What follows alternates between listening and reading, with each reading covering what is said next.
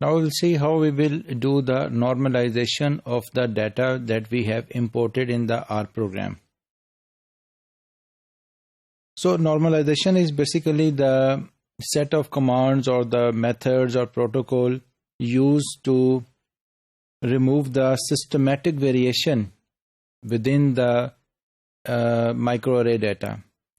And in other words, we can say normalization is a process by which we can make the microarray data compatible within the different types or data of the different companies.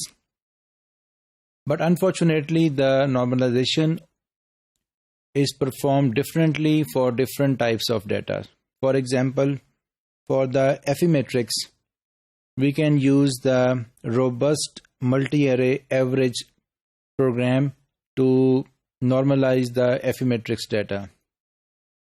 And this RMA or robust multi-array average program cannot be used for any of the other data that is generated either by the Agilent or the Illumina company. So we cannot use the same type of normalization process for each of the companies.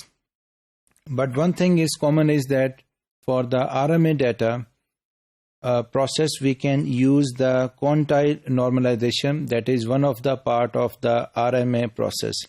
So this quantile normalization we can use for each of the data generated by different companies.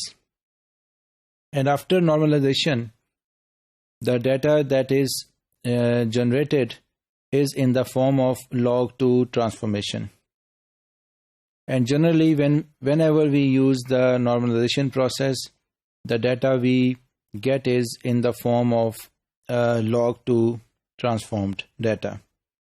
And after the data is generated in this form, generally the data is stored in different folders or different locations in the form of tabular format. So this is the generalized process that is used for normalization of data, and in the end we get the data in the form of tabular format.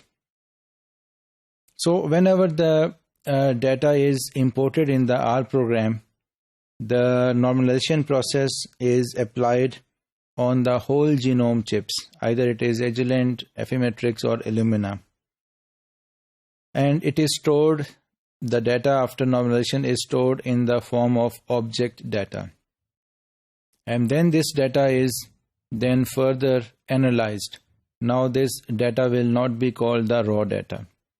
And the different procedures we will apply on this normalized data, and we can analyze the data that is generated by these different chipsets.